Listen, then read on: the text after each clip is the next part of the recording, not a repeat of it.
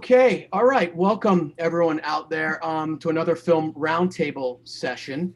We want to give a special shout out at the beginning of this to RE Rentals. They've stepped up as a sponsor for us in these discussions that we're having at the film roundtable. So lots of love for that.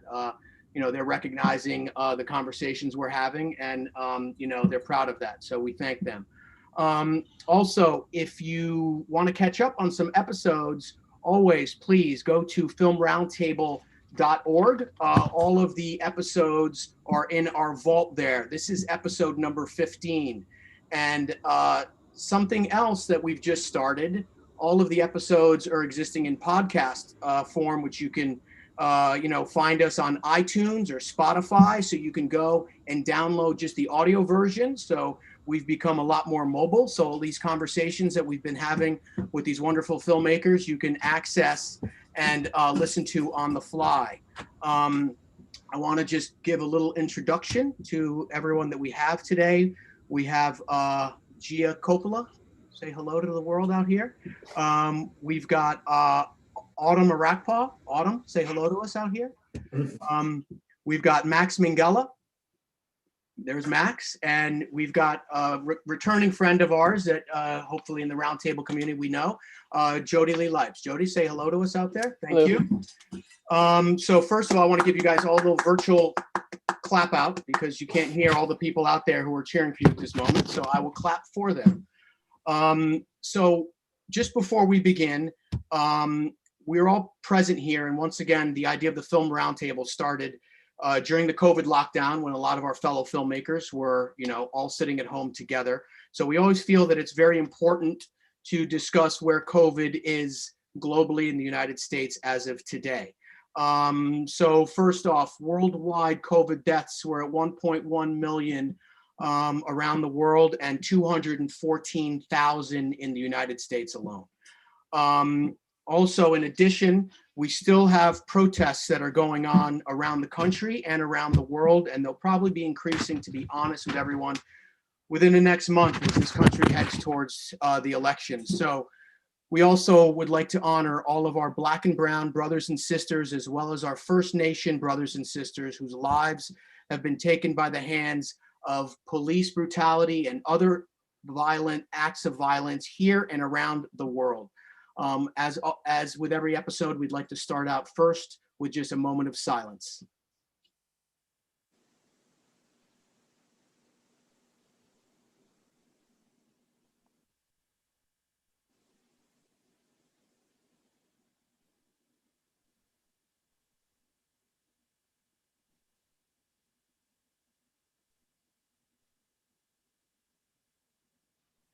Thank you, guys. Thank you, everyone. That means a lot to the people in our roundtable community.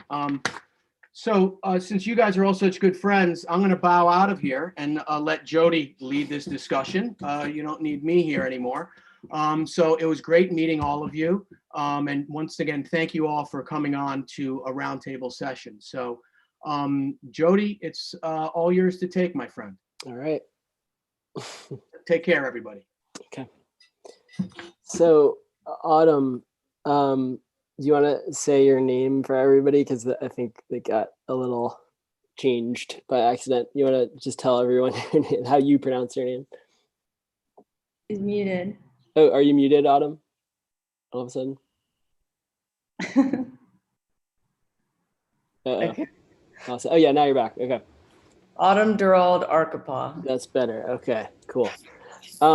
Yeah, so since this is supposed to be about collaborations, I thought it'd be good to start just by talking first you and Gia, how you guys met or heard of each other, or just what the beginning of your relationship was, and then like what happened and how it developed, and what you've done together. Whoever wants to start.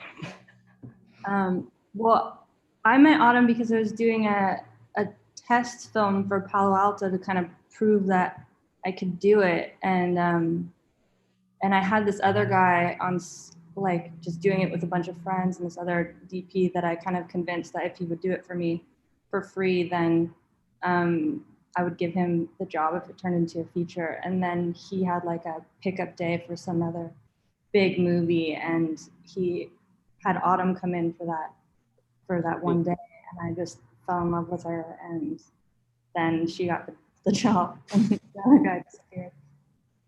Yeah, we shot a soccer scene. So the first day we met, I met her at a soccer field. We were shooting, like, actually from the movie, a scene where the girls were playing soccer practice. Mm-hmm. And it's in the trailer, right? Yeah, that scene. Yeah, but what we shot was like on a 5D. He's gone now. We lost your picture all of a sudden, Autumn, but that was on a 5D, really? Wow. Oh wait, hold on. The test film was, we just all did it with a 5D and my friends. Yeah. Right. And then, but then did you reshoot that? Okay, I see. Yeah, we reshot it. And then, yeah, we just did a ton of stuff actually in between when that movie started, like fashion stuff and videos, and just stayed friends, and the rest is history. It's just funny because, yeah, that was how many, 2011? Oh yeah. Or maybe, 2011 maybe? Yeah. And why do you guys work together? I'm sorry, this is like, you know me, I'm just like getting laughing. Well, I guess why I find all of you so interesting, it makes sense. You know, you find these people in your life that help you grow and you're friends with, and you hang out with them outside of work, and they make you better people. And so it kind of, and you only figure this out after working with them a few times and then also hanging out with them. But then, you know, obviously Max and Gia and I are friends, and then you know, Gia and your friends. And it's been really great. I think the past probably 4 years, I've just been able to keep the same kind of circle of friends and work consistently with people. But it's just, you know, her and I think we have the same taste in visuals, and, you know, she trusts me. So then you're able to grow. And same with Max. Working with Max is a similar thing where you're given this trust by somebody, to collaborate and bring stuff to the table, and it just feels good, right? You know, it makes you a better DP, and sometimes that trust and that collaboration can't be there, and it makes it more difficult. So I find that I tend to say yes to those types of projects and work with those types of people. Mm-hmm. Makes it better for everybody, really. And Max, how did you guys meet? What was the beginning of your... Autumn and I meeting was very much related to her work with Gia. I'd been sort of looking for a DP for a movie that I never ended up making, but it was that period of time, like 2013, 2014, when there was like a very uniform, very tasteful, but very uniform look to independent film. You know, it was like a lot of like shallow focus behind people's heads. You know, like all the movies started to kind of look the same. And I saw Gia's movie, an early cut of Gia's movie, and it just looked so different.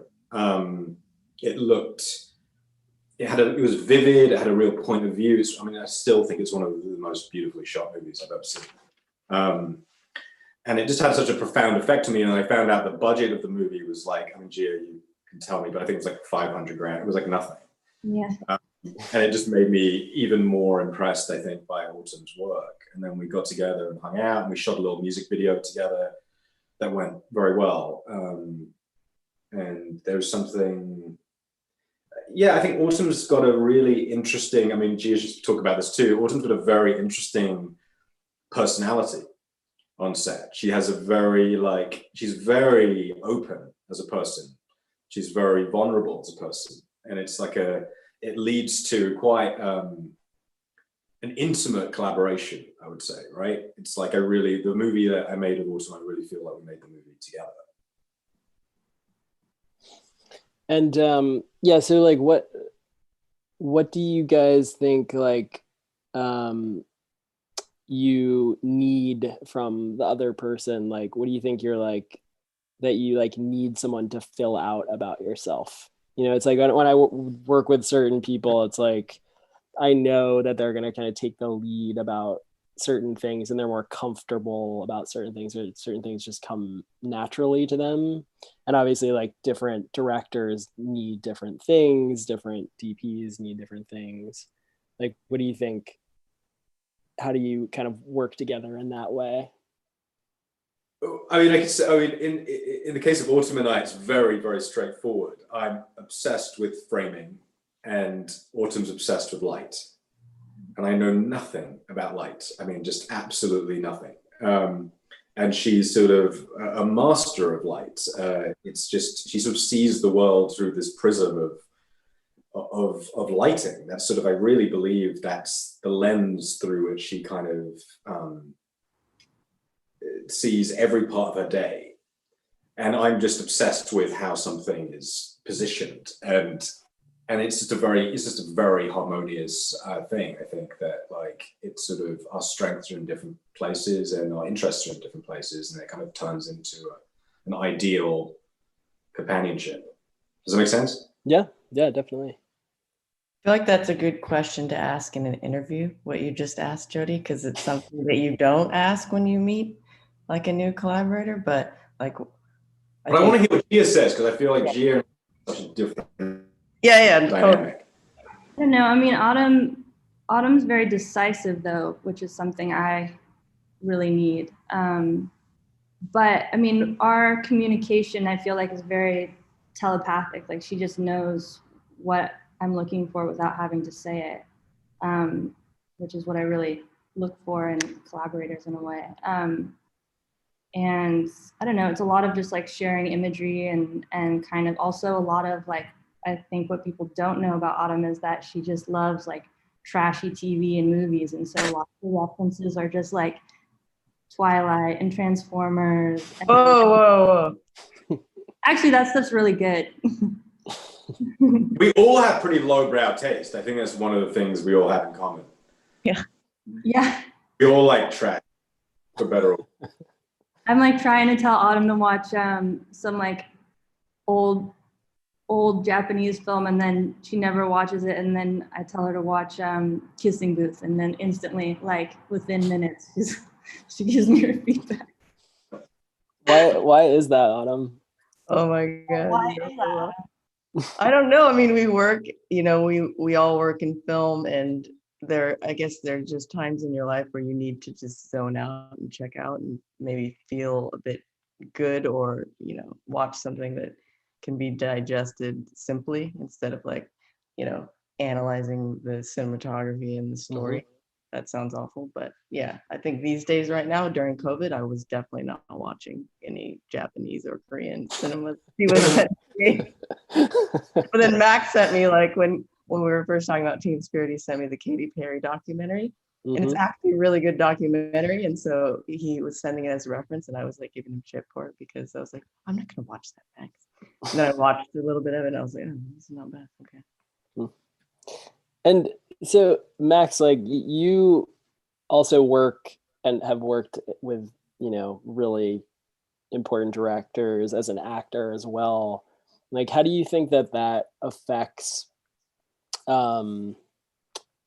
your outlook as a director, or like how you maybe communicate with the DP, or what you need from a DP? Or like, do you think it does make a difference in any way? Like, coming from that. I wish, honestly, the honest answer is I wish I'd sort of absorbed more from those people. And, my father was a director, and I often get asked, like, God, you must have learned so much growing up on set. And the truth is I wasn't observant enough. I would say the one part of the process that I was exposed to a lot in my youth, just by proxy, was editing. I spent a lot of time in post-production because I wasn't really allowed to leave school and go to set, but I was, often around for ADR and watching just multiple cuts of movies at a very, young age. So I think, again, for better or worse, that's how I sort of like look at everything. I really sort of work from the edit backwards, and that's the part of the process I'm most comfortable with. And I think as a result, it can sometimes be a little sort of like there's handcuffs that come with that too. But in terms of like the filmmakers I've been lucky enough to work with, the most important thing is, and I need to work on this, is grace. You know, it's like the best people, the most talented people, the most successful people are always the kindest, I think. They're always the most professional, the most benevolent, the most patient. And it's often the less talented people who are more insecure and passive aggressive and all those things. So the one is a boring answer, but the truth is the one thing I'm always trying to get better at. I'm working with, you know, Lizzie Moss right now is directing The Handmaid's Tale. And I was really thinking about last night, she's just an exemplary leader in a way that I'm not, you know what I mean? Like she just has a way on the set that's so, there's a real kindness and interest in everybody. And she's very professional. She's always extremely prepared. She cares about people's schedules. She cares about people getting home for Thanksgiving weekend. All of these things are, you know, as important to directing, I think, as the craft of it. So that's the side of it I'm really interested in sort of working on better. Yeah.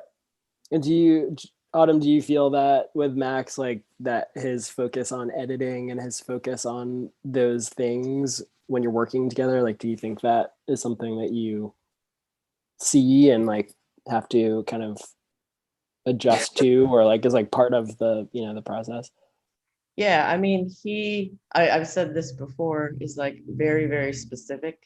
Like the film that we did, he had it in his mind's eye for so long and knew exactly what he wanted, what it, you know, the framing, certain shots that we would compose, and, you know, like transition shots and moving shots. But yeah, I'm glad he brought up the editing thing, because it's really interesting. I mean, all directors, like, you know, some like to find it in the edit, some know ahead of time, some are, you know, a little bit of both. But yeah, he's very good at kind of already knowing what he needs for something. So when we're shooting, it makes everything so economical, right? You're not really pounding something out, you know, forever, and, you know, it's being like massaged and it takes too much time. It's like very specific. So and on our schedule and on our budget and stuff, I thought what we were able to do was really great, because, you know, having that kind of knowing beforehand what you want makes those types of films so much easier.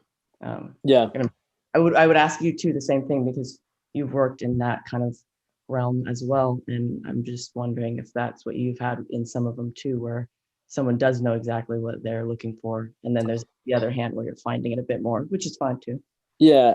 I mean, I think for me, probably, like, I think the most exciting part about being a DP is thinking about editing while I'm shooting, and like feeling like I have a sense of the rhythm of it, or like that I can like feel it, or I can kind of see how it might go, and talk about that with the director or the producer or whoever. And yeah, that's exciting to me. And then I think like you know, last year what I was doing, I know this much is true, is very much like not something that you could really even be thinking about. It's just it was too like crazy, you know. And so I had to kind of like turn that off a little bit with Derek, the director, who, you know, very much comes from an editing background. And then it was about like using other muscles, I think, which took a little getting used to, because you kind of have to like let go of it and just be like, okay, like this is the shot, like I'm doing this shot, and not think of it as like a piece of a puzzle as much. And Gia, so you also work as a photographer, and do you feel like that affects your process as a director too, or not at all? Yeah, I mean, I studied photography in college, and then I just kind of wanted something to challenge myself more. So then filmmaking just kind of felt like an extension of that, but with more, you know, challenges and more people to bounce off of, and it's less lonely. But when I do photography, just like on the side, I'm always using it as like an experiment to either get to know maybe an actor or like what are things that I'm inspired by and like kind of play with it in that space. But I feel very comfortable with photography, but I don't know like anything about like the camera that you guys use, and I know that's very different. So sometimes I'll show like Autumn or something a picture, and she's like, "No, that's not." But I think it's similar to Max, where I like feel very inspired, or I really focus a lot on like composition and that sort of stuff. And then like it's like with Autumn, who focuses so much on lighting, like it's a good kind of thing to bounce off of. And did you guys feel like because you've made 2 films together now, was there a shift between those movies? Was the dynamic the same on Mainstream as it was on Palo Alto, or, you know, time had passed? Did you feel like there was something that shifted? I mean, no, Autumn's like my best friend. So in terms of us together, it's always the same. I mean, we talk to each other like every week pretty much, but the Palo Alto was like non-union and Mainstream was union, but like, and less days. And so there was a lot of different challenges, but with like every film, you're just trying to use new muscles and learn more about how to get better at the craft. But and this Mainstream is so tonally different than Palo Alto. So visually, we talked about a lot of different kind of styles and how, like, you know, a lot of steady cam, which we didn't do, I don't think at all on Palo Alto. So yeah. But it's fun to think about that, like, here's a different beast and how are you going to execute it? Yeah, I feel like, well, there's so much space between those two, and we have grown so much, I think, as like just filmmakers since then, like just doing whatever projects, whether it's commercials or other little narrative stuff.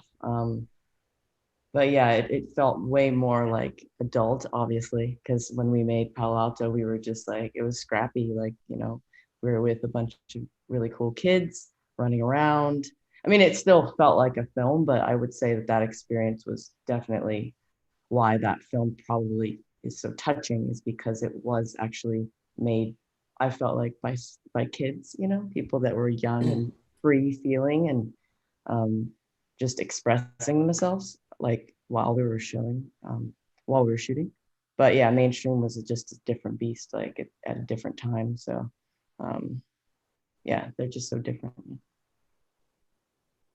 And I know it's kind of weird because not very many people have seen it yet because it hasn't come out yet. But for Mainstream, like where did that film come from? Like when I saw it, I thought of Network, but I don't know if that's like way off, be like an updated idea of Network.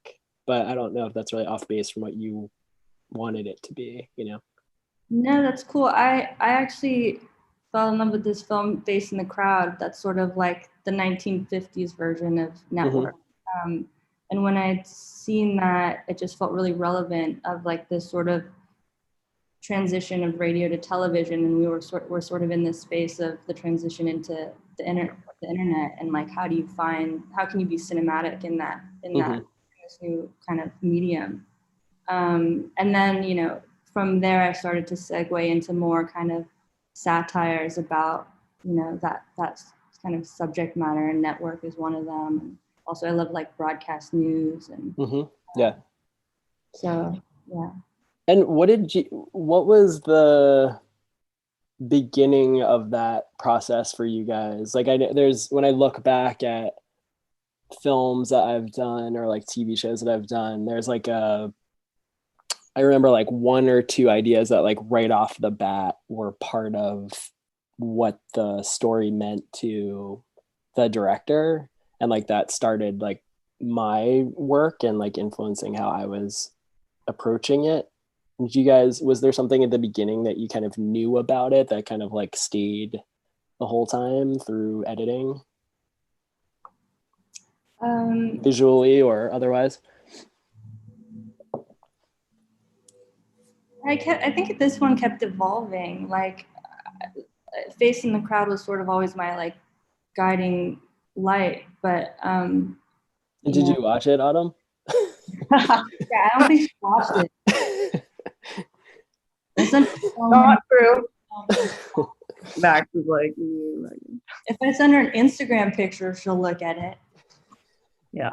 Did you read the script, Autumn? No.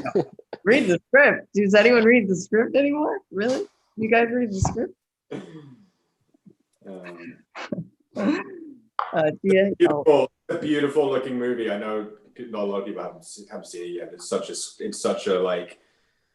I beg Gia to let me see it, and just so like it's so cool because it's really different for Autumn too. Like it's very different for both of them, but it's also really a different look for Autumn. The movie's so like powerful and memorable. It's really stayed with me. It's because other people see it. No, that one evolved. I would say, yeah. Evolved. Yeah. But she sends me like same with Max. It's like they're just so good about what they like and very, very specific taste wise. And I'm just into everything that they're into pretty much, even if they make fun of me and some of the stuff I'm like, eh. But you know, they send me stuff all the time, both of them, I think. And I really like that because I feel like, you know, there are other people, and you probably know, Jody, where they were like, okay, what do you think? What do you think? Like, know what you think. And I don't mind that either, but I would say that I definitely like to start somewhere. Like if someone is sending me something original to look at and they want to start, you know, sending me images before I would make a lookbook, I do enjoy that because sometimes when I make a lookbook, I tend to kind of recycle the same things, you know, like the same things over and over visually. But yeah, we're all guilty of that, I think, right? We all have this kind of fairly minute frame of reference. It's also like there's that weird period of time in your youth where I feel like, you know, whenever anybody ever asks you what's your favorite movie, I always go to like the same 3 movies from, you know, 2005 or something. Like for whatever reason, it's like some kind of pocket of time when you relate those answers. And I too like wish sometimes I had a wider, I don't know, like a wider library or archive, especially with like music. You know, the older you get, you just listen to less and less music, and music's really helpful. Like music really is, you know, inspiring. And I'm still listening to like, you know, Jonas Brothers. Oh, I haven't got anything new. Old Jonas Brothers, not even new Jonas Brothers. that's one thing about Max is he loves his pop.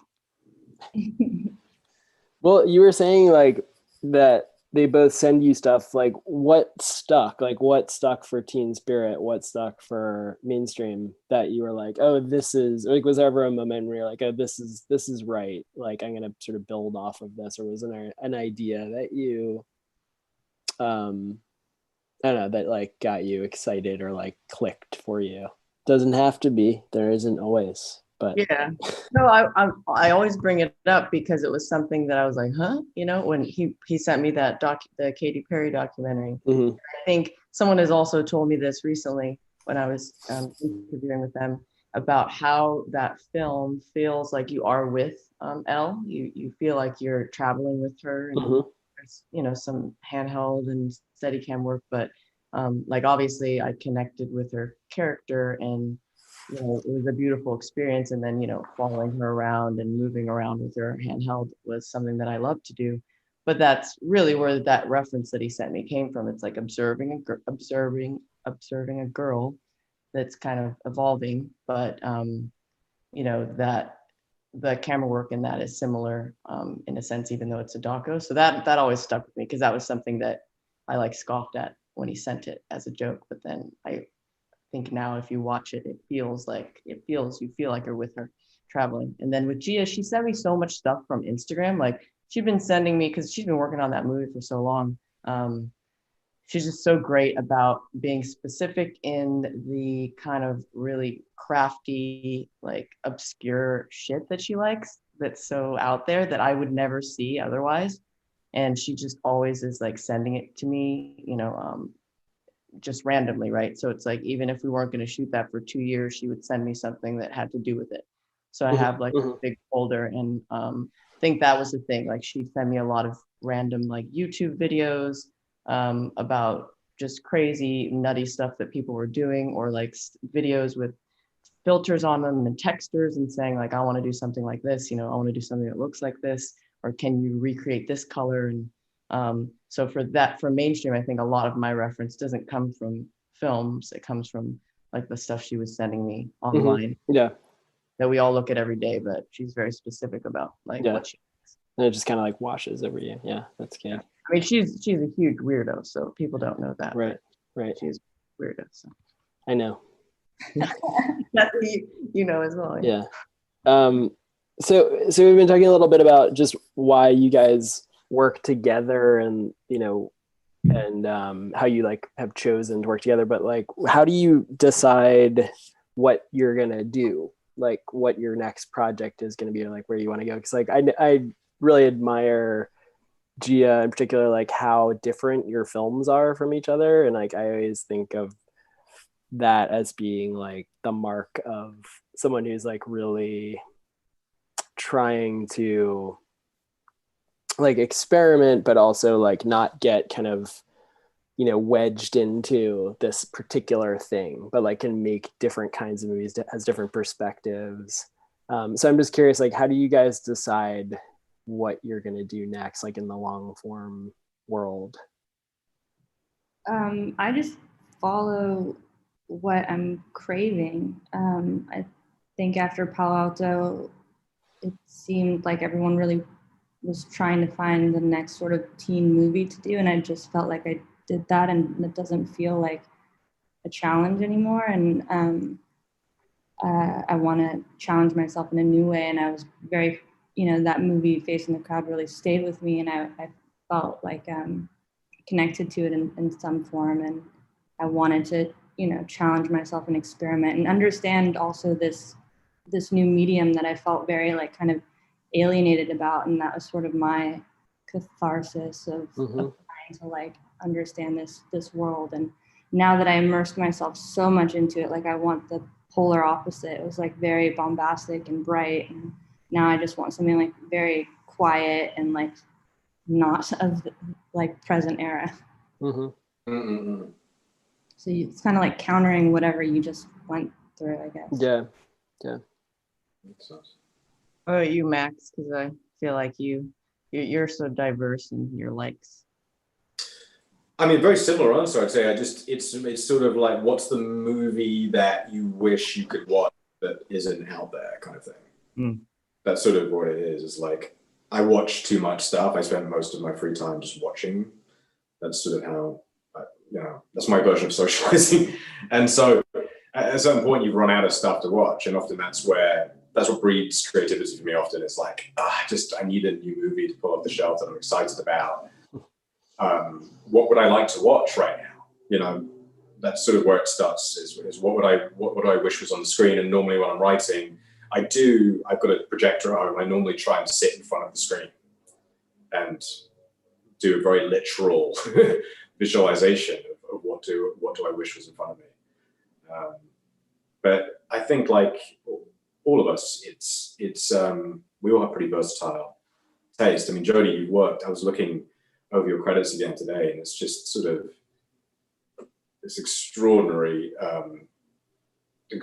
list of credits, but also so different. Everything's so different.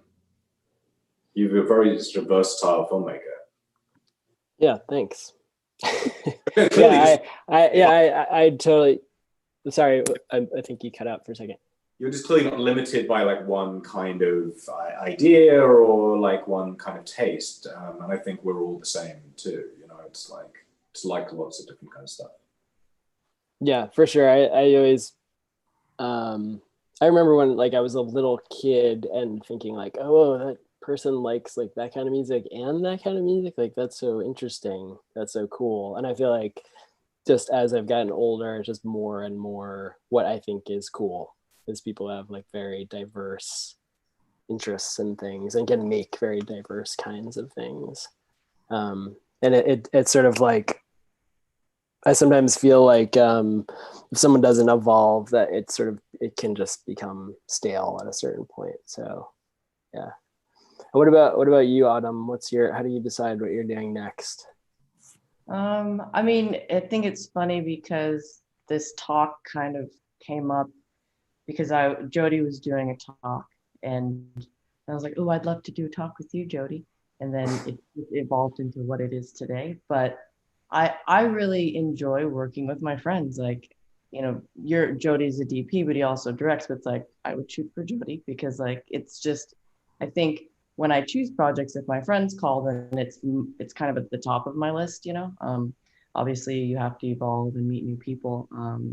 And that's happening now, and I'm on a project now, and I'll do something next that will be with new people. But I tend to work with my friends more, I think, and maybe sometimes that's a negative because maybe you're not working as much. But I also have a family, so that plays a big part in it. Autumn's hard to get. Autumn's hard to get. She's like the busiest in Christendom. I don't know what she's talking about, not working so much. You're always shooting. Always. Both of Gia and Autumn are always shooting. But yeah, I mean, it's like, I don't know, it just seems like it goes by, but then I'm always on set with someone I'm laughing with or having fun with. It's a friend. Whether it's like the director's new, I guess it's my crew. I tend to work with the same crew. I love my crew. Max knows that. Like, we just have fun. Like, on our sets, we have a great time. And yeah, I think I learned so much. The last two films, it's funny because the film I've learned the most on is Max's film.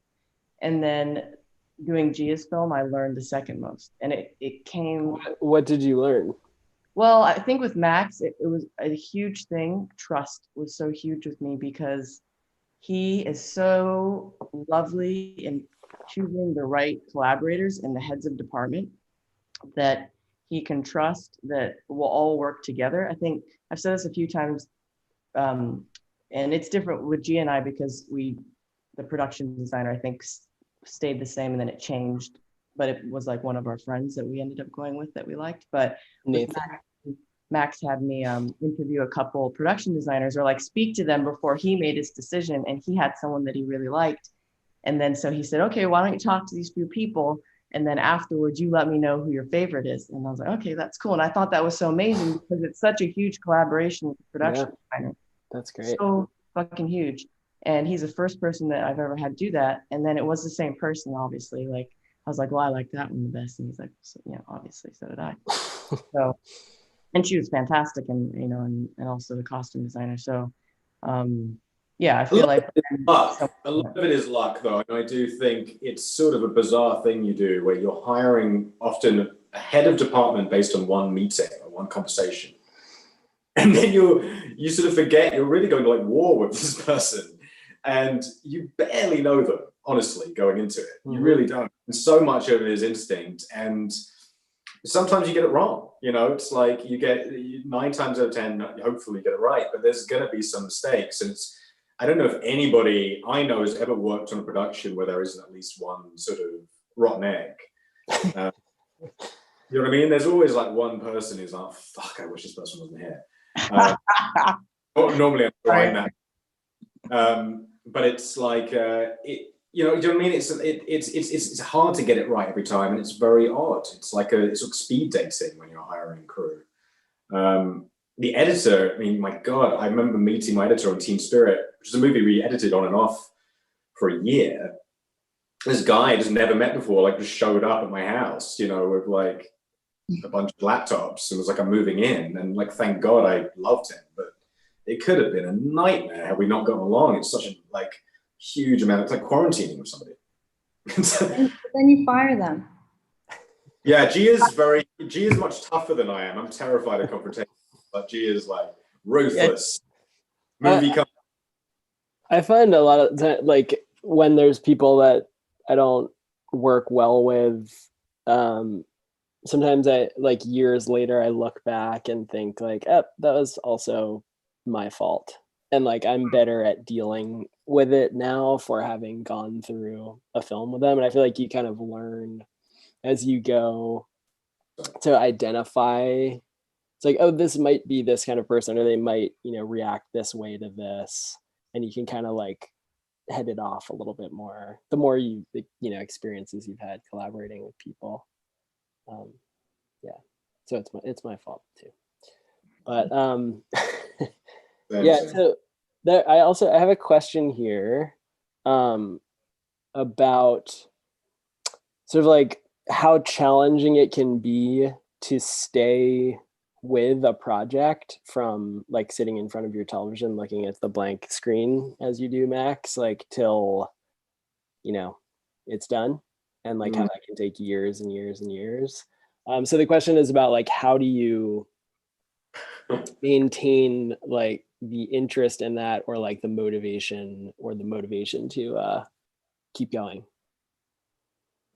I remember there was a David O. Russell, I heard him like in a Q&A, and someone asked a similar question, and he was like, it's like eating the same meal every day and just crying and saying how much you love it and just keep shoving it into your mouth. And I was like, oh, I can relate. And I think it's there, you reach a sort of point where it's just like, it's just monotonous, but you just have to kind of get through it and try to, leaning on friends is also really helpful to kind of get more perspective.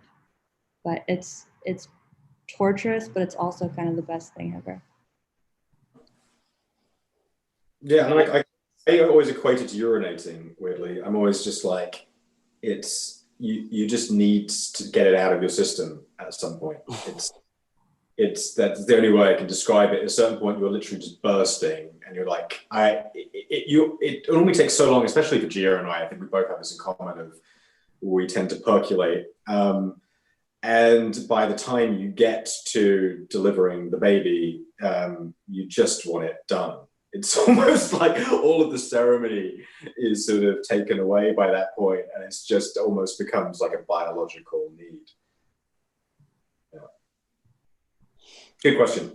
Autumn, do you have any feelings like that working as a DP, or you're just like, am I going to be able to like keep it going for this whole thing? Do you ever feel that way?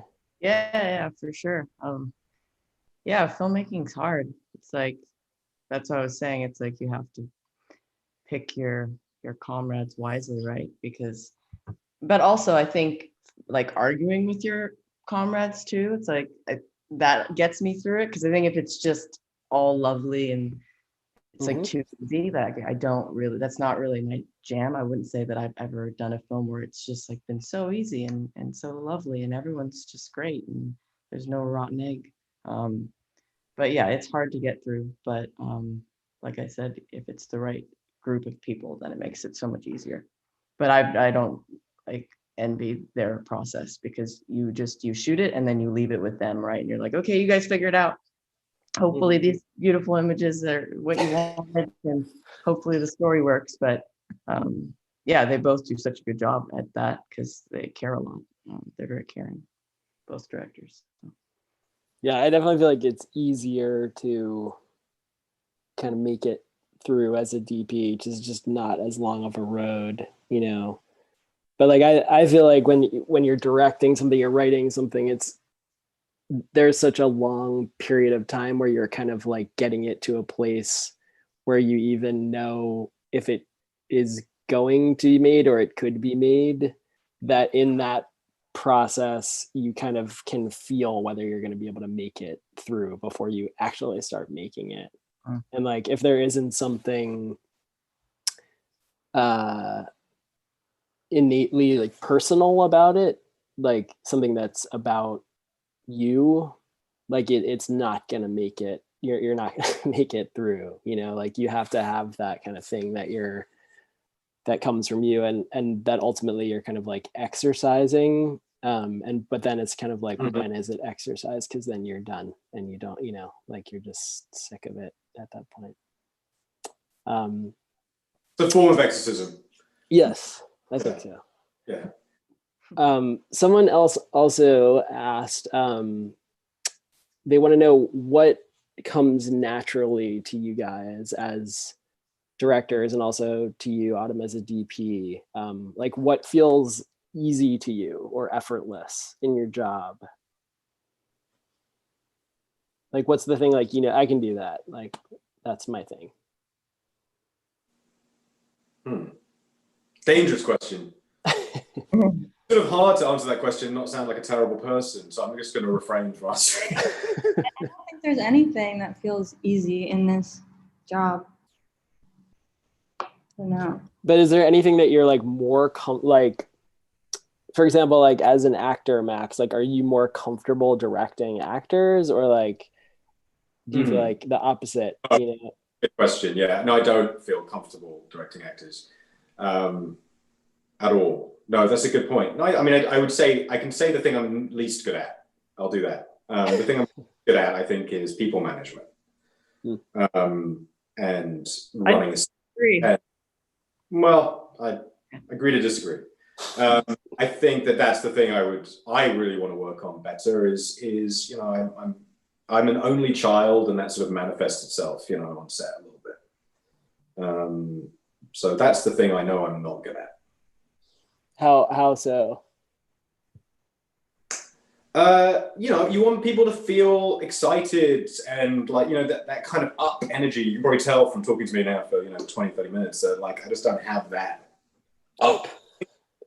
That's like, I think really useful. You know, I admire that so much in filmmakers. And then Gia's got like, but Gia's very cool. Like Gia's cool. So she has that going for her. So like, I think people want to make Gia happy for the, you know, a different reason. I don't have either of those things going for me.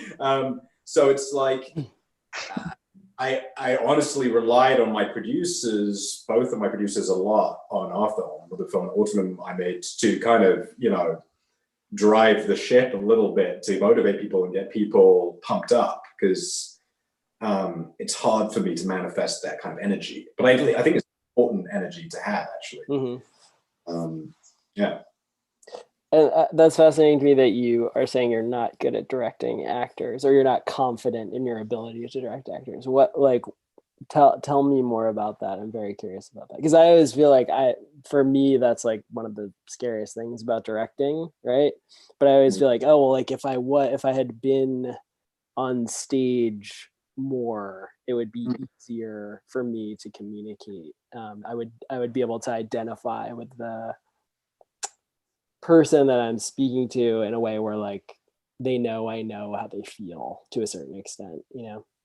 Well, I would say I really trust the actors. I really believe in casting. I really, you know, I spend a lot of time thinking about that, and I'm pretty, you know, I'm in development on something right now, and I know I'm not easy in that stuff because I really think it's important. And I think it's like most of making stuff, right, is a balancing act. You know, just trying to keep something in the right place. And every piece of casting is like a loud noise in like one direction. And you're just trying to always keep something harmonious and in line with one another. And so I really try and hire the right people, and then I really trust them to do their work, and also try and give them the space to do their work and time to do it. But I'm not super interested in being didactic with them. And I guess it's a little bit because I don't think I'm an actor. You know, I've acted for a long time, but I'm not very autonomous of my instrument. And therefore, I guess I'm cynical that other people are either. And therefore, I sort of like the idea that stuff is going to happen and it's going to be a little bit chaotic. And I want it to be a little bit chaotic. And as much as I can give the actors the opportunity to fail, you know, then I think they'll probably do some pretty exciting work. But I don't think, on our movie anyway, I love every single performance. I take zero credit for any of them. They really directed themselves. We just made sure they had some takes to play around, you know. Gia, you're probably very good at talking to actors. I know you are, because I've seen it in the documentary of Palo Alto, like everyone's swooning. No, I mean, that was just a bunch of kids at my level. No, that's the scariest part, but that's the part I'm most intrigued by, like the camera element. I feel, you know, I trust Autumn. She can do what she wants. Like that dynamic with the actor, and, you know, figuring out the story is so hard. And how to talk to an actor so that they feel comfortable and get what you feel is right, is always something I'm constantly trying to learn and figure out. So, yeah. And what do you feel? So nothing's easy, but like, what do you like about the job, or like what do you know you're gonna be able to pull off, or like what, I don't know. I know you know you're good at things. I'm just curious, like what, like there's things you're afraid of doing, like everyone is in every job on a film. Mm-hmm. Like what do you feel like more confident about?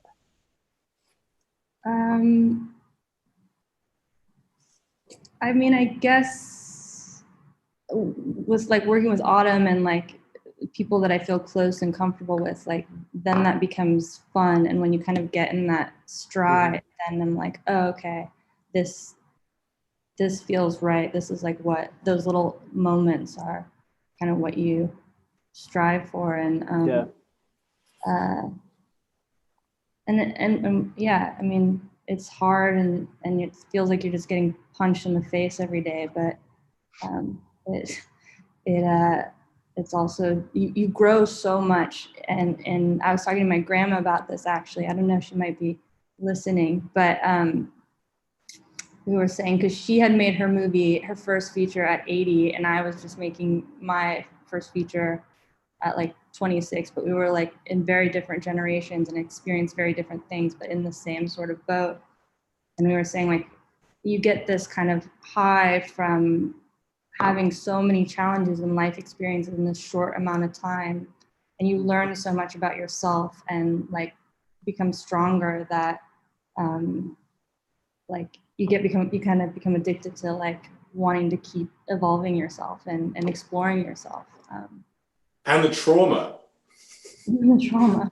You kind of get addicted to the trauma. Yeah. Sometimes they say I'm addicted to chaos. Good thing. I don't know if that makes sense. Yeah. Can I ask a question? No. How did you and Autumn meet? Because I think it's really sweet that you guys are generous with your directors and not territorial. Actually, that's a good comment. Jody.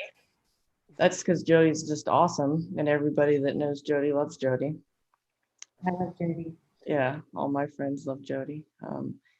We met through our agent, right, Jody? Mm-hmm. Like, yeah. Well, my European agent, who was Jody's agent in America for a while before she created a European agency, and I forget why she connected us, but she connected us because she knew we would like each other. Okay, yeah. This guy's amazing, and then we were friends on email, and we met at a movie that Doug did. Right, Doug was the AD. My favorite movies of all time, City of Z. That's right. It was a Q&A, and I didn't have it. Yeah, we went to the movies together. Yeah. Yeah.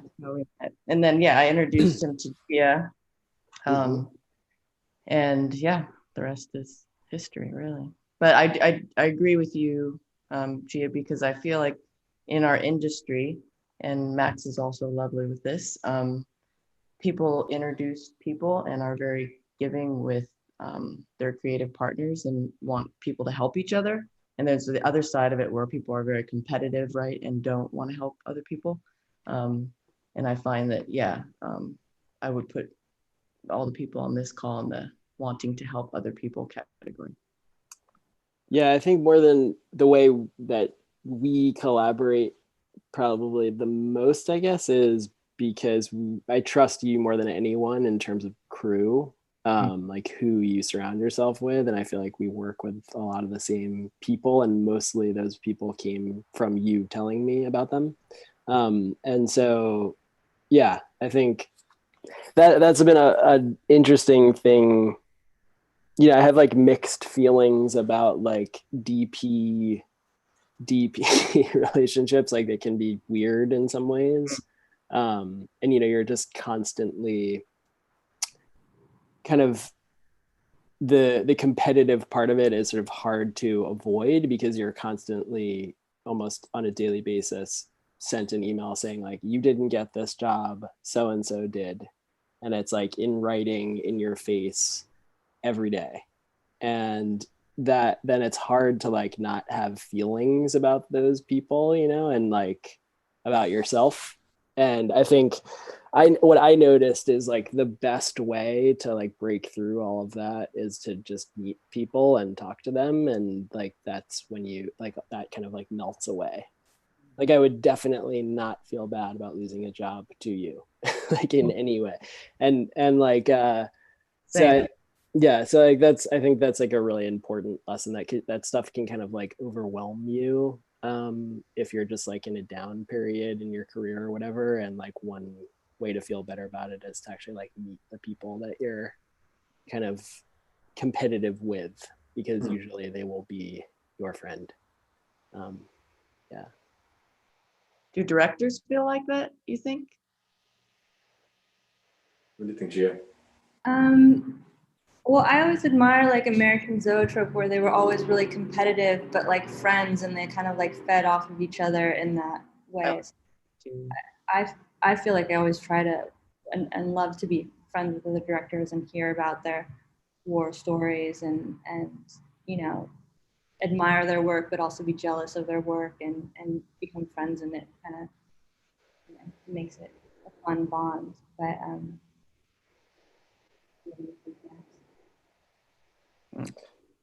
I got another question about the question is, have you ever found yourself feeling like you're not being listened to or taken seriously because you are a woman in the film business, or struggled in any way because of being a woman in the film business? So that's a no. Never. No, I was letting her take the lead on that one, giving the opportunity to answer that. Yes.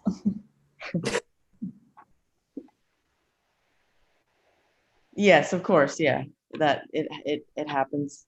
But again, it's who you surround yourself with, right? Because like there's so many, I mean, there are not that many female DPs. There's more female directors out in the open now that they've always been around, but now they're getting more jobs. I'm currently working with one, and you know, it's like 5 years ago, this person wouldn't have had this job potentially. So it's getting better. I didn't really have it much early in my career, to be honest. Like I was lucky to always work with people that like were respectful of me, minus gender. But yeah, I've encountered it for sure.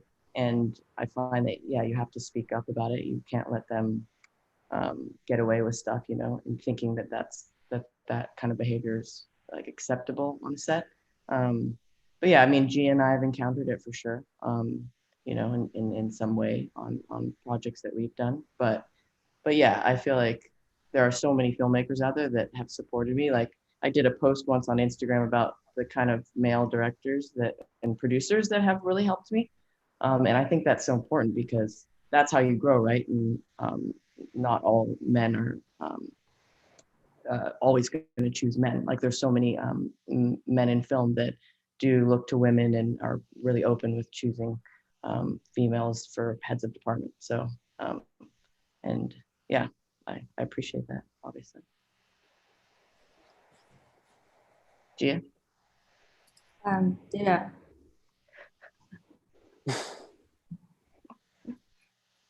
Has it been like in any particular way, or is it something that you had to like deal with, like you had to like do something about, or it's just something you kind of feel every once in a while? It's just hard to recognize a little bit, but then you kind of, you know, talking to Autumn and other women, and sometimes you're like, oh, that could be what I'm feeling. And I don't know, sometimes I feel like, I don't know, envious of certain people that I feel like, why am I don't know. I don't know what to say. Yeah. Mm-hmm. You feel like that's part of the reason why. Yeah.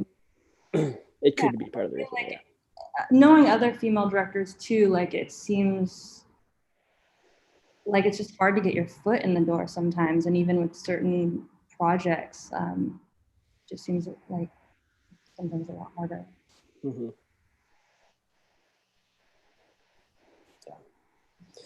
Yeah, I always feel like I really love working with female directors because I always just feel like a lot less like competitiveness with me, like on set. Like I sometimes feel like there's just, when you're meeting someone for the first time in a commercial or something, it's like you've only known each other for a day, that there can be kind of like this edge to it with a lot of people where I'm always concerned about like saying too much or like stepping on people's toes. And then I feel a lot less of that energy I've noticed with female directors. So I always am excited about that opportunity. And yeah, so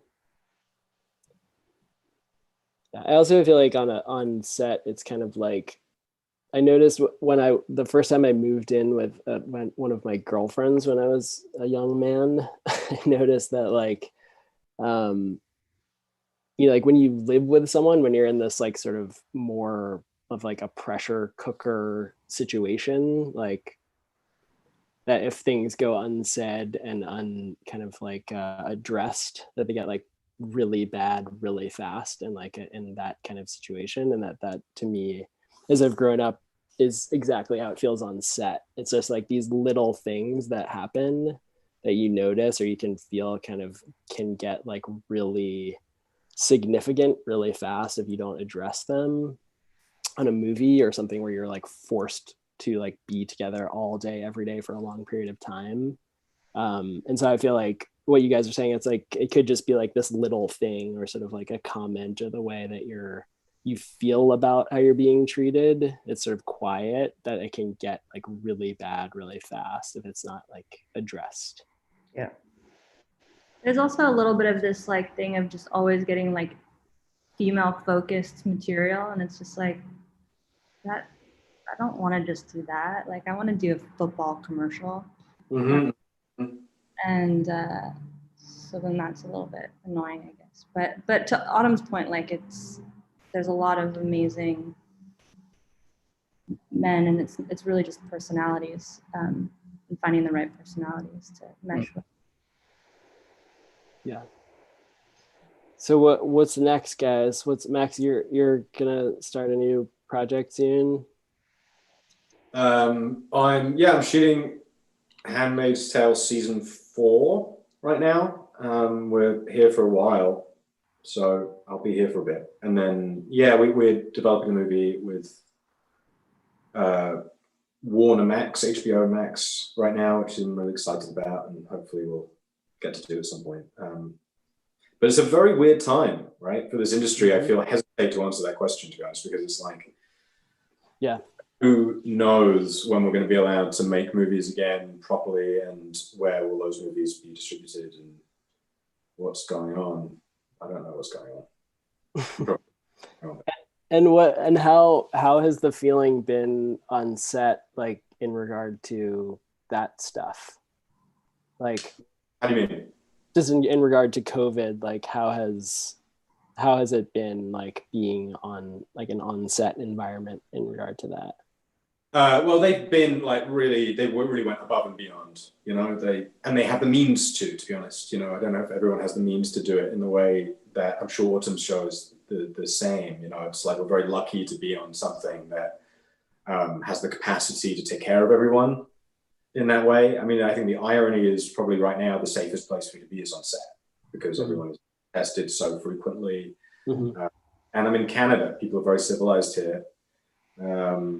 Everywhere, just not only on set. It's just there's a real kind of sense of decency, and you think that people take it seriously. So it's never been a concern, and it doesn't seem to, so far anyway. I've only shot a little bit, but it doesn't seem to affect the creativity at all, or like the workflow.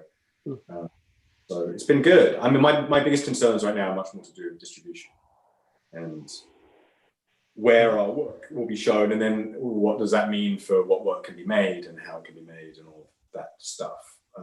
It's just interesting. Yeah. Weird time. And Gia, what about you? What are you working on these days? I'm gonna do this Quibi sci-fi television show probably sometime next year, and then I've just been writing. Cool. And Autumn, you're like halfway through your show, something like that? Yeah, something like that. Yeah, because we took that hiatus. So yeah, I mean, same thing Max said. It's really the means are there to keep people safe, and that allows us to feel good about what we're being around so many people, right? Because that's pretty much what we've been told not to do for the past 6 months. Mm-hmm. So it feels a bit weird, but then you kind of get into the swing of things, and it becomes kind of second nature, all the little protocols and stuff. But yeah, it's good. I mean, I feel like, and maybe Max similar, is that I think we can still do the same job and get the same product. It takes a little bit more time maybe, and the way in which you get there is a bit weirder, right? Because of all this stuff that's going on. But I feel like the work can still be good. And that was something that I guess I questioned when I went back. I was like, Mm-hmm. you're going to be so focused on something else and not be able to see creatively and do the same visuals and be the same filmmaker. But I've found that now that we've gotten in the swing of things, at least for me as a DP, I feel comfortable with like delivering the same type of stuff that I was before, and I don't feel as though it's that much different. Mm-hmm. That makes sense. Yeah. What about you? I'm just shooting commercials and reading things and trying to find the right story, I get like really I just always really feel like I need to be like 100% before I do like a long form thing, or else I sort of go crazy. So I try to. But you just spent a year on that show, right? That was like a year. Yeah. That was the longest shoot I've ever done by like twice as many days or something. So it was like 117 days. How long is your shoot? Mine. Yeah. Well, if you can't answer that question, she's gonna get shot in the head. Yeah, exactly. Oh, you're not allowed to answer that question? Got it. I was like, oh, can I answer that? Yeah. So I don't know. I'm just reading things, but yeah, taking it slow.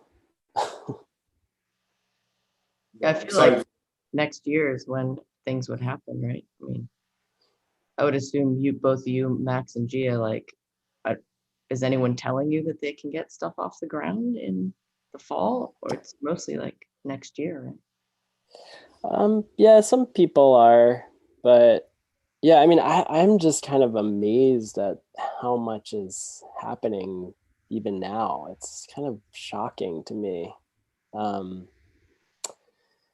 And how much, it's how much kind of preparation and planning and everything is going into it, and like budgets that have, like COVID contingency and stuff. It's like, I mean, I know it's killed a lot of films, but like, it's crazy to me, the ones that are getting going like on a big scale. It's, I hope it works out. I hope everything doesn't get shut down again.